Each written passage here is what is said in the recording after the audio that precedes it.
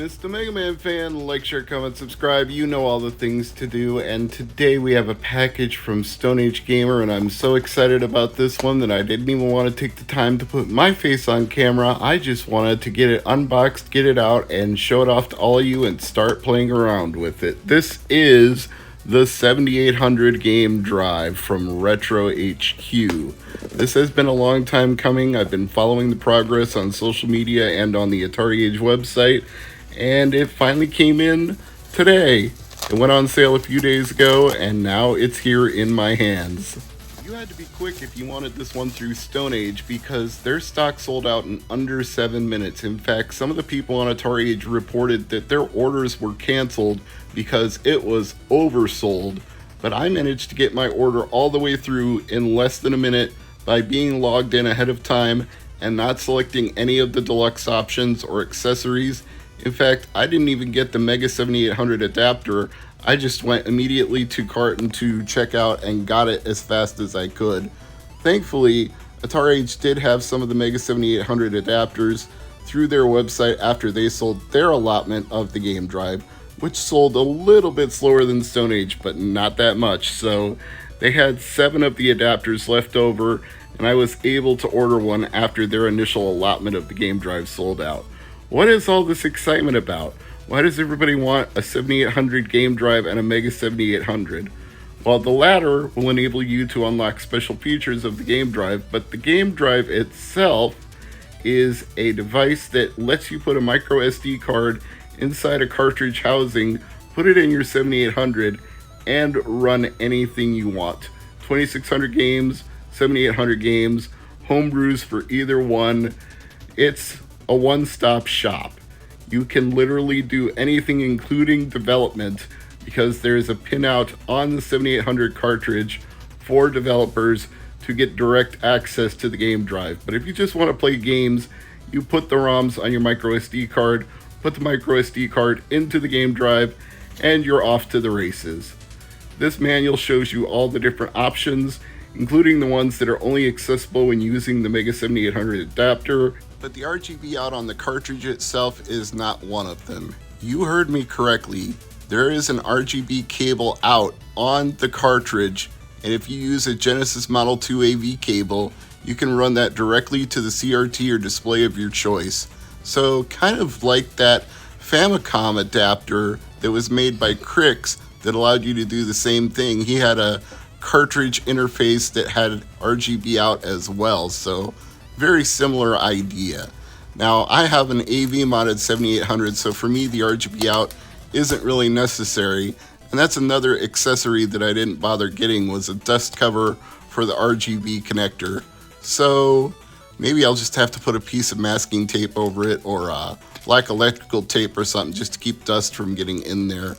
Or maybe if they have some stock of it in the future, I can place another order with Stone Age and get a dust cover separately. But anyway, we're going to format the micro SD card, and we're going to get this thing up and running. Now I'm going to tell you all to avoid a simple mistake I made if you get the 7800 GameDrive for yourself. I thought I would need to update the firmware because this had probably been sitting waiting for it to be sold, but Stone Age Gamer updated it to the latest firmware before shipping it out. So when I went to RetroHQ's website and downloaded the firmware and put it on my micro SD card and put the micro SD card in the GameDrive, I got an error message telling me there was no compatible firmware on my micro SD card. Well, it's not that there wasn't any compatible firmware, it's just that I was trying to update something that was already updated, hence the error. So to keep things simple, don't try to update the firmware unless you see that RetroHQ has announced a firmware update either through the website or through Atari Age. That way you're not trying to install something that you don't need to. That will solve your problem and you won't make my mistake. And just go ahead and format your micro SD to FAT32 MS-DOS FAT and put your 2600 and 7800 ROMs in folders or in the root directory. Organize them any way you like, it really doesn't matter. And there are some great homebrew games that you can play, like Pac-Man Plus made a port of Junior Pac-Man for Atari 7800, which you see running here, and unlike the Atari 2600 version, this has full screen scrolling from left to right. They didn't try to crush it into making you scroll vertically. You get the full horizontal scroll, and it looks and sounds beautiful. This is probably as close to arcade as you're going to get for any version of Junior Pac-Man on any home console. Unfortunately, retail versions of this game are no longer for sale, but you can still find the ROM if you look around. You can ask on the Atari Age forums, or you might just find the thread discussing discontinued 7800 homebrew titles that used to be on sale that aren't anymore. If you want to try this one, I definitely recommend it. If you've never played Junior Pac-Man before, don't start with the Atari 2600 version. It's good enough if you can't do anything else, but this is so much better. You'll really want to play this one. Now, Bob, aka Pac-Man Plus, also made a Pac-Man collection for Atari 7800. I have the original version in a physical form, and I just ordered the 40th anniversary edition before it was discontinued from the Atari Age store. But I'm going to go ahead and play the ROM while I'm waiting for the physical version to arrive. And this is another one where the full scrolling is present in the game. It's not crushed. The original version that Bob created put the entire screen into one playfield, but in this you get the full-size screen by scrolling from top to bottom. And again, it looks beautiful, it sounds great, it feels very arcade.